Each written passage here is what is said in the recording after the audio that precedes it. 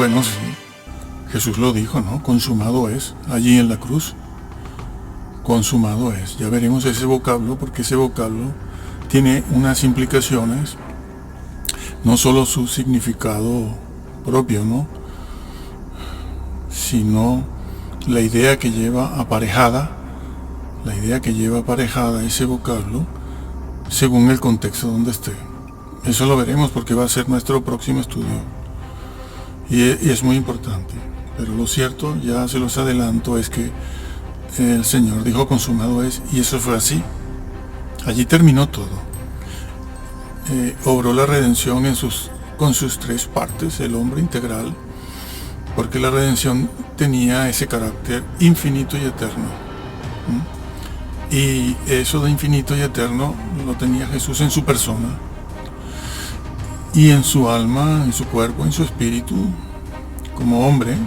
La persona es la persona del Hijo de Dios, que tiene deidad. Allí dijo consumado es, y no hay más sufrimiento.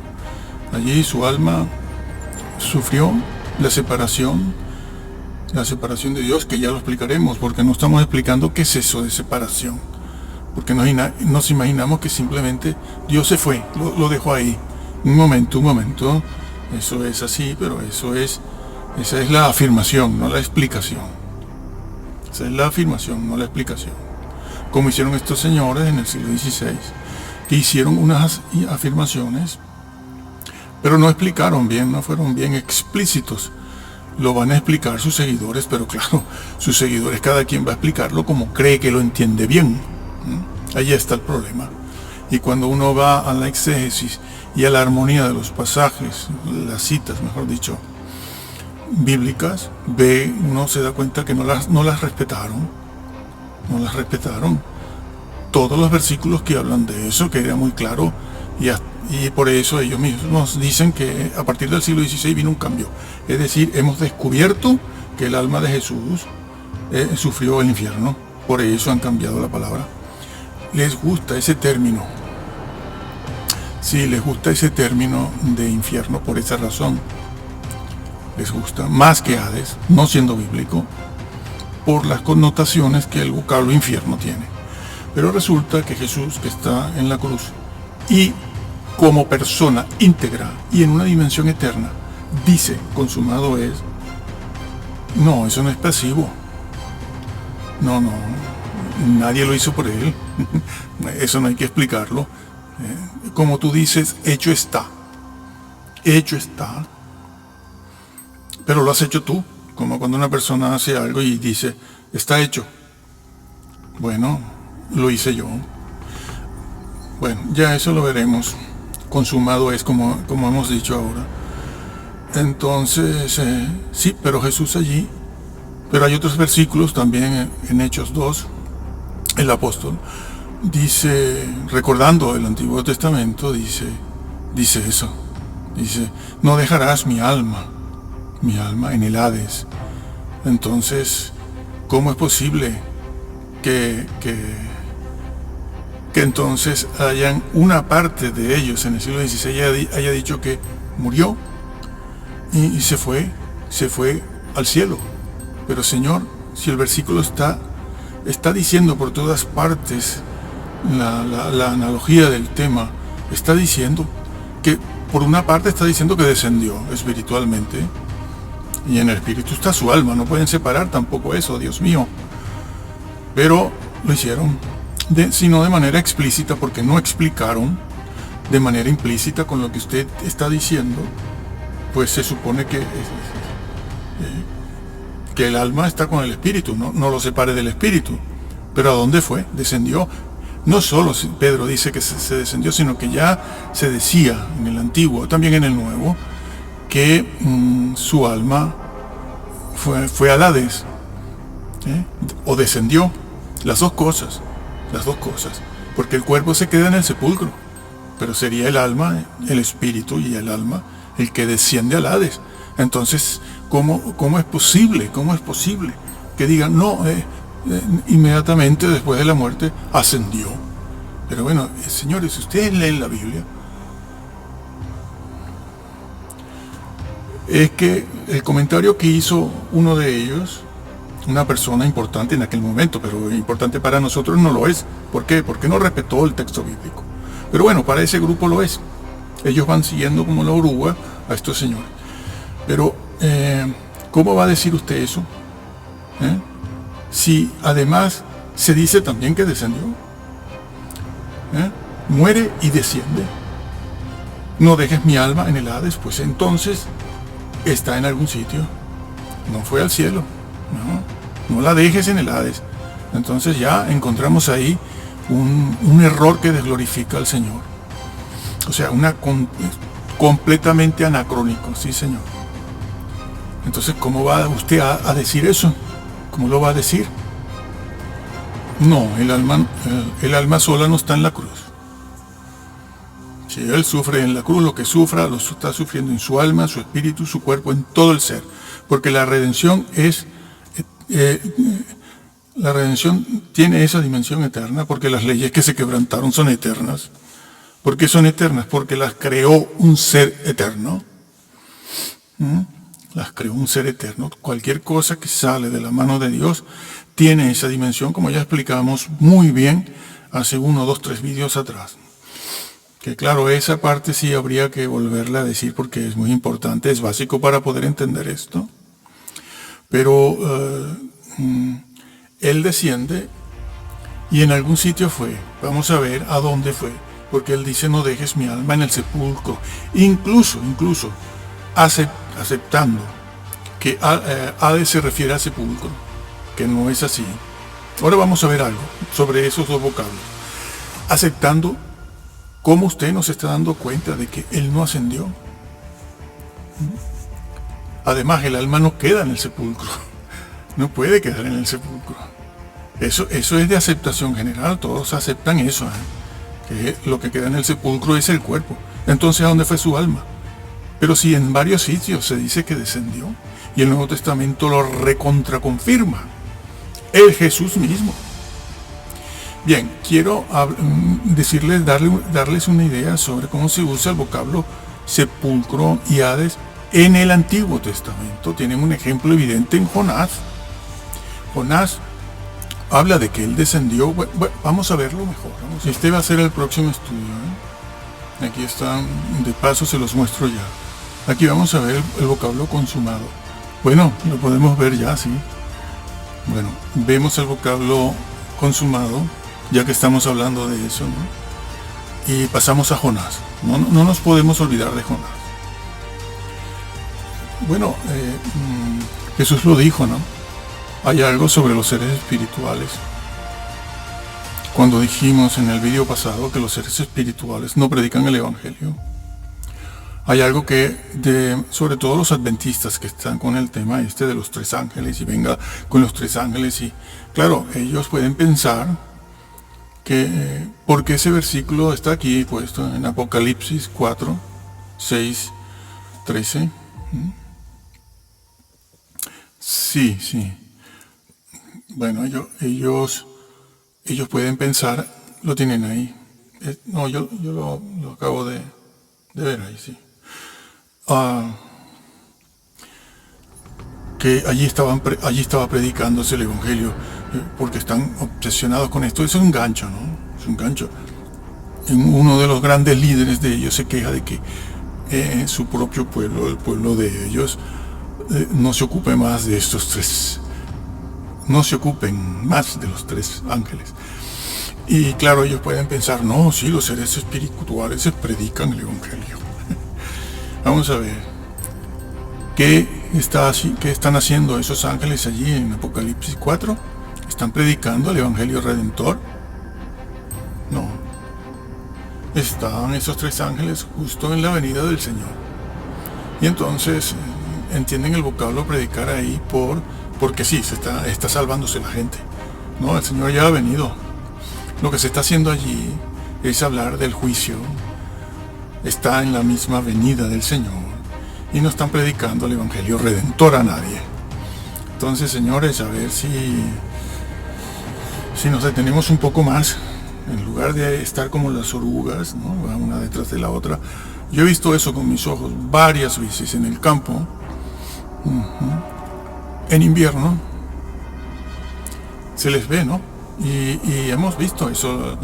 No tengo que estarlo leyendo en los libros, que lo leo, porque me tengo que informar, sino que lo he visto con mis ojos y allí como la primera caiga en el borde, me acuerdo, de la pared, del techo, caiga hacia abajo, las demás caen hacia abajo, ¿eh? Que eso es una verdad bíblica también. Entonces ellos van creyendo esto, pero por el momento no puedo decir que estamos estudiando, sí. Bueno, estos son los dos versículos, ¿no? Bueno, las dos citas en el capítulo 19 de Juan, donde se habla de que el Jesús ve que todo va a terminar. Él va a terminar la obra de la redención porque está escrito ahí. Ahí lo tienen para que lo lean. Y llega el momento en que entrega su espíritu. Este es otro problema, ¿eh? Porque se ve en todo el Antiguo y el Nuevo Testamento, se ve que algo pasa con la persona, que el espíritu, la persona misma, es la que sale o entra, o se le sale el espíritu. No, se le sale. Y creo que ese es el caso en el Antiguo Testamento de Raquel, Jacob, la esposa, la que fue la segunda esposa de Jacob, Raquel, ¿no? Cuando van huyendo Jacob con toda su familia y sus pertenencias, que se había enriquecido, ¿no? Mucho ganado. Y su esposa, no, José fue el primero, estaba en estado, estaba por nacer Benjamín, el más pequeño. De allí que en muchas familias al más pequeño de 2, 3, 4, 5 hijos se le llame el Benjamín de la casa. Es porque viene de ahí eso. Sí, viene de ahí. El Benjamín, nace Benjamín, pero el parto fue un parto difícil para Raquel y se le sale el espíritu, si mal no recuerdo. Búsquelo en hebreo. Se le sale el espíritu. Y Jesús lo entrega el espíritu. No, nadie le da muerte a él. He escuchado muchas herejías últimamente diciendo que si el diablo lo mató, que si no le quedó otro remedio porque murió de infarto, murió de ahogado. Sí, bueno, es que un crucificado muere así. Puede morir fácilmente de un infarto. Si eso, en el caso de Jesús, hubiese sido factible, era, pero Jesús era extremadamente fuerte. No ha habido un ser que de manera natural haya sido tan fuerte como él. Si no, esa dimensión infinita no lo hubiera soportado. Sí, no lo hubiera soportado. Allí ni 3 ni 4 arcángeles juntos hubiesen soportado esa situación sin claudicar primero. Jesús no claudicó, era imbatible. Ese es el problema. ¿Por qué? Porque la persona que está allí es la persona de Dios y Dios es imbatible. No pierde nunca. No, Jesús no podía ser vencido porque Jesús no sabe perder. La deidad no pierde nunca. Porque Él es la victoria. No como nosotros, que nosotros podemos tener una victoria o un fracaso. Todo, bueno, incluso los ángeles, los arcángeles, serafines, pueden tener una victoria más grande, más pequeña. Más grande o más pequeña. Pero Jesús y la deidad, oh Dios, no van a tener una victoria más grande o más pequeña. Porque los atributos de la deidad están en una dimensión infinita. Son eternas e infinitas los atributos.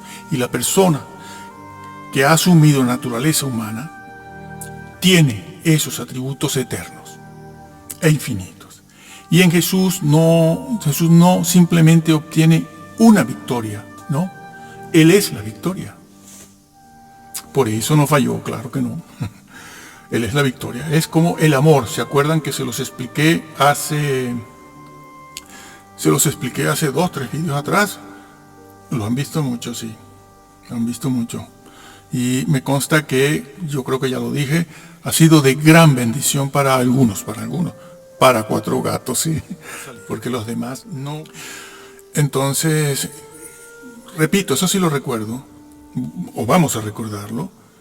El Señor tiene santidad, Dios tiene santidad, Jesús tenía santidad. No, Jesús no tenía ninguna santidad. ¿Por qué?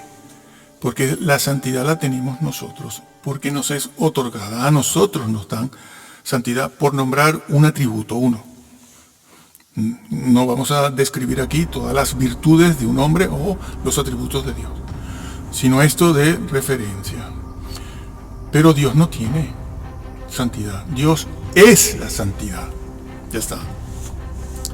Es la santidad absoluta. Y Dios tiene victoria. ¿Puede conseguir alguna victoria? No, Él no consigue victorias. Él es la victoria. Allí donde Él mete la mano, Él gana siempre. ¿Y quiénes son los que no ganan? La creación. Toda, sea angelical o sea humana.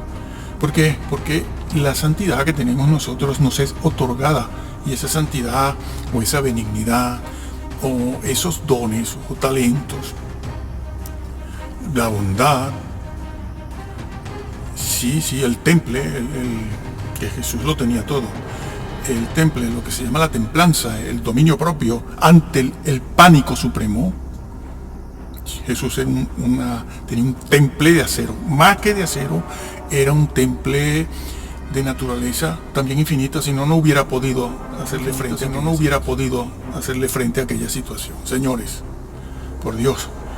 Entonces la santidad que tenemos nosotros nos es dada, regalada por creación, y tenemos una porción de ella, que la podemos engrandecer, o la podemos incluso anular completamente, como demuestra la historia y los hechos todos diarios de 40 siglos.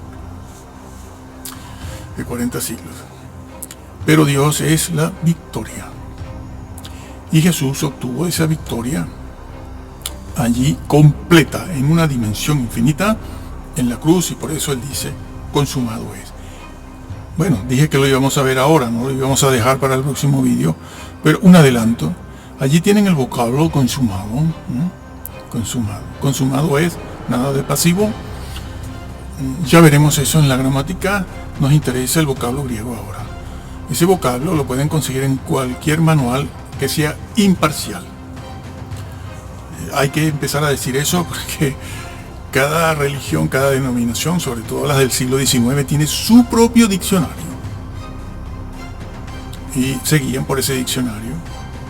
O sea, la apostasía es fuerte, Cumplir o guardar cumplidamente. Pero resulta que este vocablo, según donde se use, en primer lugar, como si, creo que está aquí, eso es, Romanos 2:27. Sí, se lo citó al judío aquel de las llaves, ¿sí? Del que hablamos en el otro vídeo. Lo tienen que subir, ¿no? De esto hablamos de Romanos 2, y el judío que tenía las llaves de la ciencia, de la verdad, es decir, de las puertas del reino.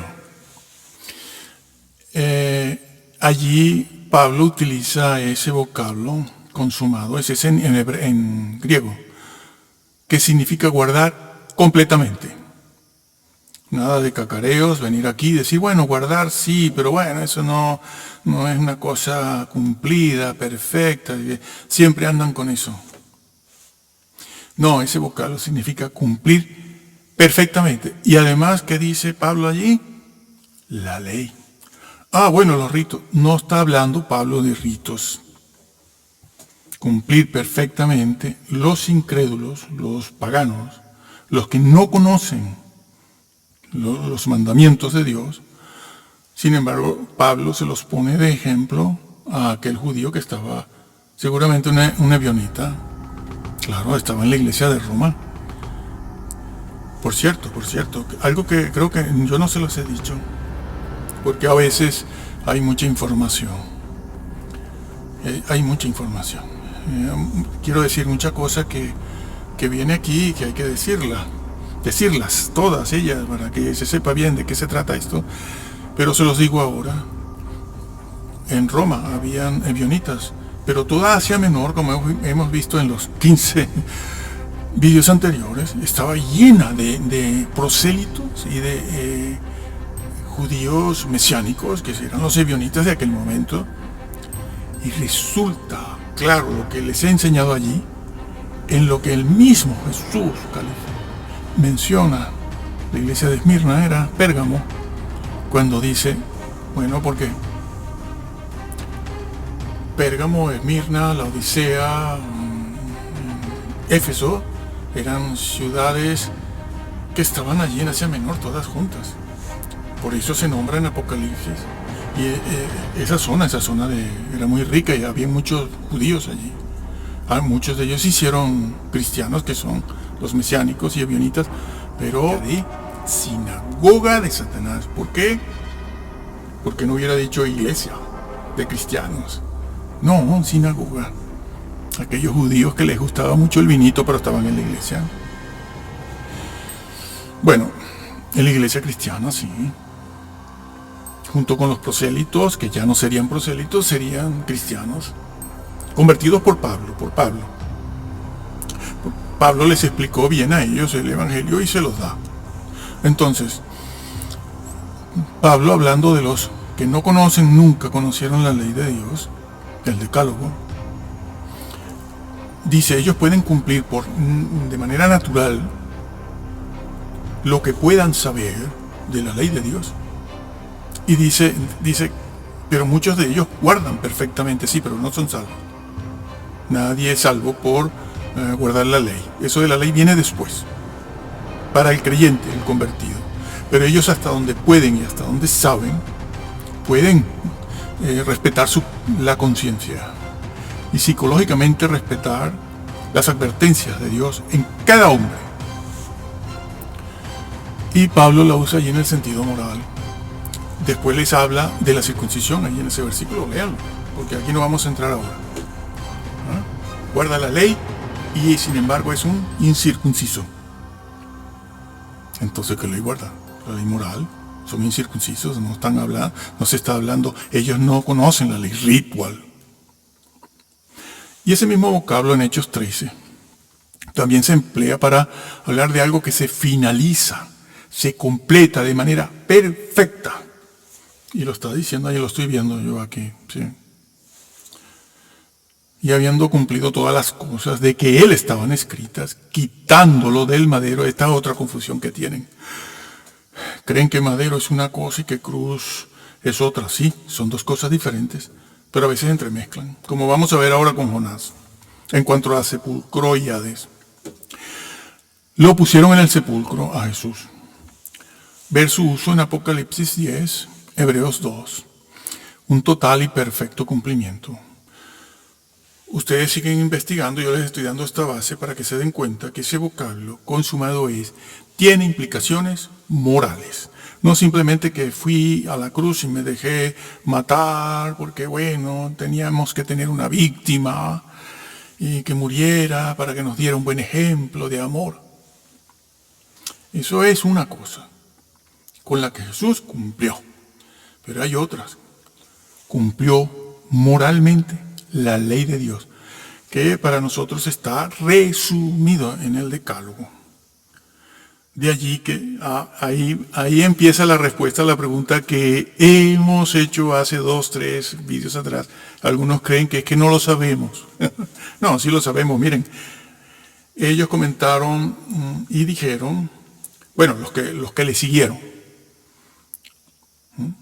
algunos se metieron con el tema y dicen, bueno, es que Jesús cumplió los mandamientos.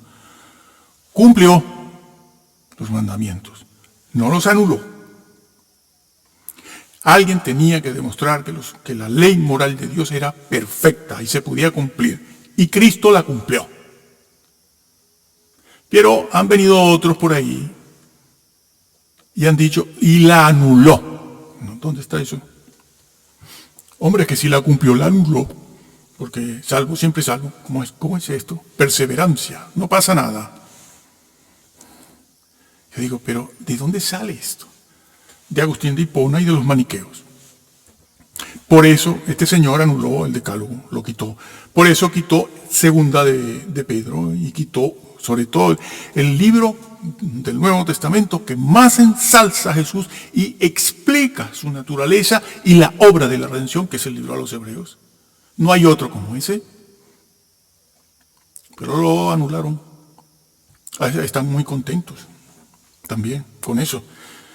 Pero no, aquí se dice, aquí está con este vocablo, busquen ese vocablo, el vocablo, te leo, un omega, alfa y omega, sí, el alfa y el omega. Esa es la última letra del abecedario, lo que nosotros conocemos como el alfabeto griego. Bueno, pues entonces, ese vocablo tiene esa implicación moral ahí donde está usado. Y eso lo pueden corroborar con toda una lista donde aparece ese vocablo a través del Nuevo Testamento para hablar del cumplimiento de la misión de Jesús. Y verán que tiene ese vocablo como les he citado en Romanos 2. Aquí está. Tiene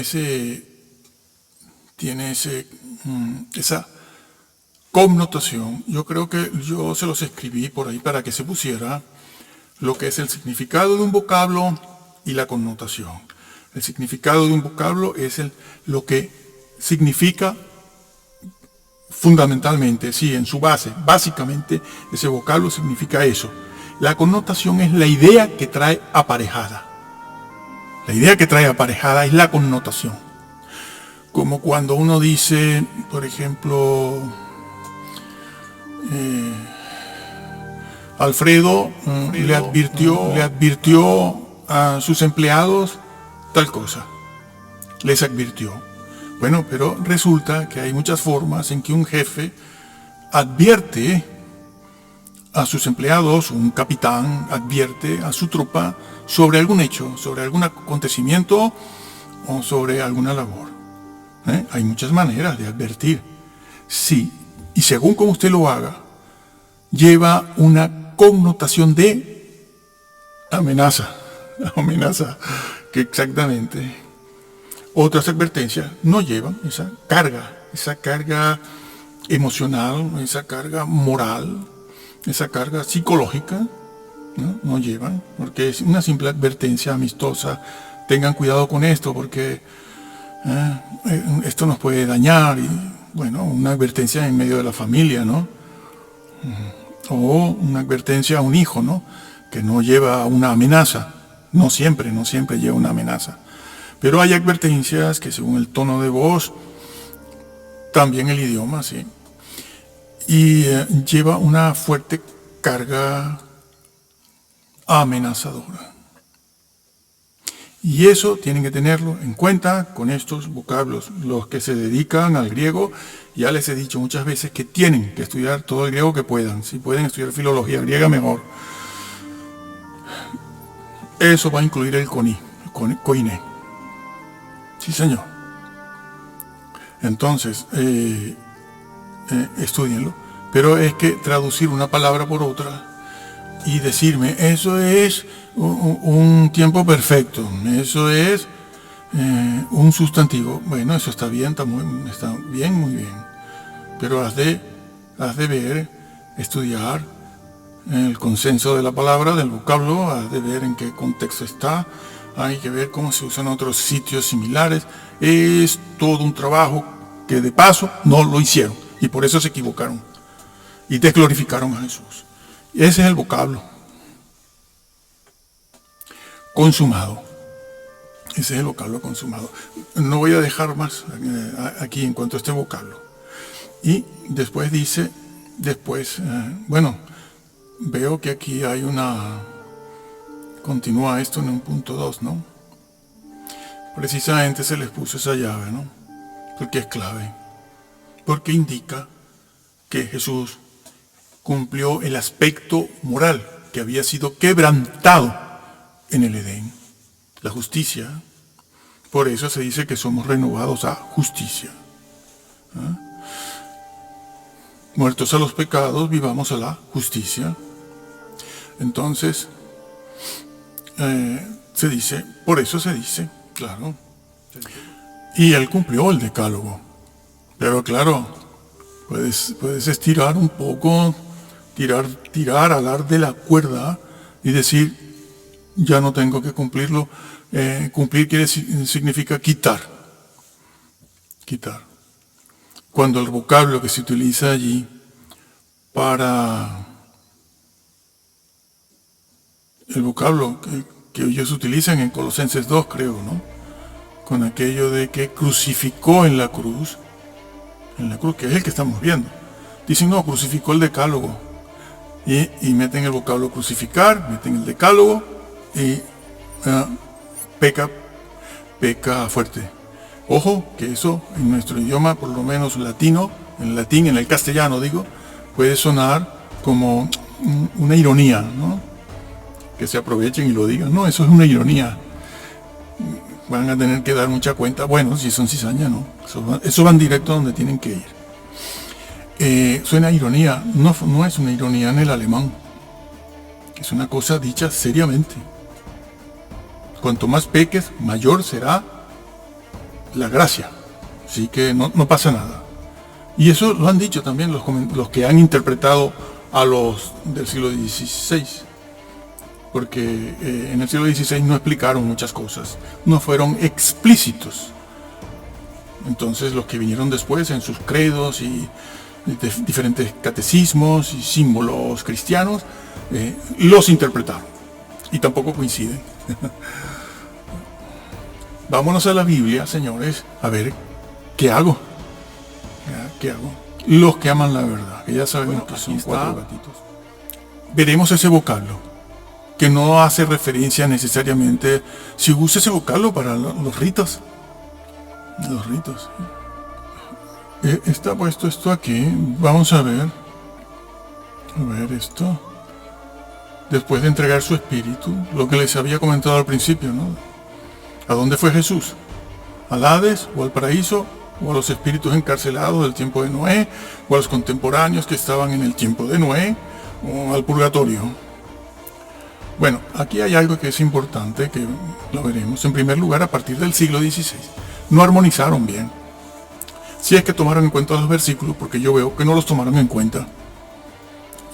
Segunda de Pedro 2 y Judas, no los tomaron en cuenta. Como si Pedro hubiese dicho, tuviese en la mente una cosa en Primera de Pedro y otra en Segunda de Pedro, y no hubiese unidad de tema, no hubiese unidad de asunto, de doctrina, en cuanto a esto del descenso, tanto en primera como en segunda de Pedro. Lo que dice Pedro, el apóstol Pedro, en Segunda de Pedro, es lo mismo que está diciendo en Primera de Pedro. No está presentando dos temas, hay una unidad de pensamiento. En la Primera de Pedro dijo una cosa, que es lo que estamos viendo, y en Segunda de Pedro, que lo tienen aquí, en Segunda de Pedro, completa también, sigue dando más información sobre lo que dijo en la primera. Está aquí puesto, ¿no? Creo. Segunda de Pedro 3:18, siendo la verdad muerto en la carne, porque viene hablando de la obra redentora de Jesús en Primera de Pedro 3, viene hablando de que el justo por los injustos, y somos salvos por él. Y entonces él sigue diciendo, y murió, como ya hemos visto eso en el video pasado, creo, ¿no? En el video pasado, lo hemos visto, muerto en la carne, y sigue hablando, vivificado en espíritu, fue y proclamó, lo está diciendo. ¿Y dónde proclamó? En el cielo. En el cielo no se predica el evangelio. No solo no está el seno de Abraham a la diestra del Padre, sino que allí no se proclama el evangelio. Ni los seres espirituales predican el evangelio. Los ángeles, ni nadie predica el evangelio. Lo que hagan abajo. Entonces lo está diciendo fue y proclamó, vivificado. ¿Y a dónde fue en espíritu? ¿A dónde se puede ir en espíritu? ¿A dónde? Bueno, lo que acabamos de decir al principio. Sí, entonces, es lo que viene. Él dice, fue y proclamó, vivificado en el espíritu. Proclamó, no predicar. No es predicar a esto. Esa palabra tenemos que verla con detenimiento, proclamar. No, porque eso que nosotros entendemos como predicar en nuestra cultura, hoy en el siglo XX-XXI, es el vocablo evangelizar. Que nosotros, el vocablo evangelizar, le hemos dado el significado de entregar el tratadito. Fui, evangelicé, me paré en la esquina y dije, Cristo es el Salvador. Ya evangelicé, pero mi estimado, lo siento, evangelizar no es eso. Está muy bien que usted haga eso, ¿sí? Haga eso y todo lo que pueda en ese sentido. Pero evangelizar no es eso. Eso puede ser divulgar o proclamar, precisamente, el vocablo proclamar. Predicar en el sentido de proclamar. Puede usar de manera válida ambos vocablos, porque presentar el Evangelio, que una persona se salve, es evangelizar, porque evangelizar se emplea ese vocablo para hablar de la obra completa.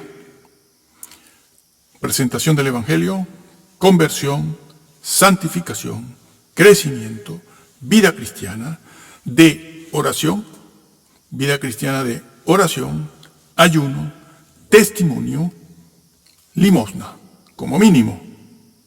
Bueno, eso es lo que es bíblico. Búsquese usted la palabra evangelizar. Aquí no está puesto eso porque no estamos tratando ese tema. Hay algo por ahí a lo mejor, ¿no? Bueno, entonces, fue y proclamó. Está muy bien, creo que hay una mesiánica, una versión mesiánica que pone proclamar y alguna otra. Es más correcto. Se puede poner predicar, pero es predicar en el sentido de proclamar. No fue a evangelizar al Hades. Entonces, ya lo había dicho aquí en Efesios 4:9 el apóstol Pablo, sí, había descendido primero a las partes más bajas. ¿Cuál es parte? Descendió, él también lo dice, lo podemos. Eso sí me gustaría buscar ese versículo. Descendió a las partes. Bueno, lo vemos, ¿no? Lo vemos. Está ahí.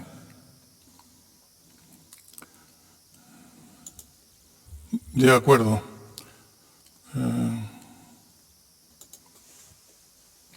Está aquí. Efesios. Esto ya lo vimos en detalle en el último vídeo. Las partes más bajas, estuvimos analizando eso hasta donde el tiempo y la oportunidad nos permiten, ¿no? Estuvimos viendo esto, descendió primero a las partes más bajas de la tierra, no respetando lo que está en el original, ¿no? Aquí. Estuvimos viéndolo. Llevó cautiva la cautividad. Cuando subió, ¿qué es eso? Y aquí está lo que le habíamos visto, había descendido primero, no antes, primero a las partes de la tierra. Estuvimos viendo eso con algo de detalle, pero aquí no lo vamos a hacer otra vez. Ya está, el que quiera pues puede acercarse al video anterior y verlo. Bueno, entonces, el apóstol está diciendo eso, proclamó, ¿no? Bueno, hemos llegado a esta parte, porque estos dos versículos ya los vimos en la oportunidad pasada. Y como estoy viendo aquí el tema de el Hades, vamos a Jonás primero y después venimos aquí. Vámonos a Jonás. Muy bien. Como Jesús citó esto, como Jesús lo citó, algo querrá decir, ¿no? Sí, algo querrá decir. Pues no vamos a andar haciendo trampas, buscando lo que nos gusta. Vamos a ir a ver qué dijo Jesús, porque aquí ya sabemos la historia de Jonás, no hace falta contarla. Y Jonás, en el capítulo 2, el libro de Jonás, se llama así, Jonás.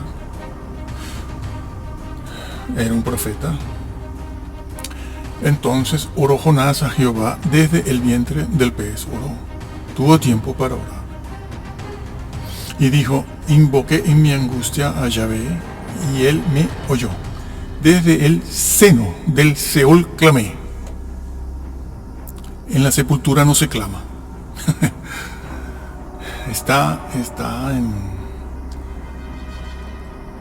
Está en el vientre, pero él baja al Seol. Nadie baja vivo a la sepultura, ni clama desde la sepultura. Eso se hace en el Seol como pasó, ya lo dijimos en el libro de Números, como aquellos que desafiaron, creyentes también, pero ¿qué vamos a hacer? Creyentes que se rebelaron contra Moisés, un hombre muy manso, y bajaron vivos, se abrió la tierra, bajaron vivos a la sepultura. No, hombre, no. A la sepultura no se baja vivo, se baja muerto, con sus niños y familias. Aquello no fue un entierro multitudinario, fue que se abrió la tierra y todas esas personas pertenecientes a una tribu, con todos sus enseres, bajaron vivos al Sheol. Allí se emplea el vocablo Sheol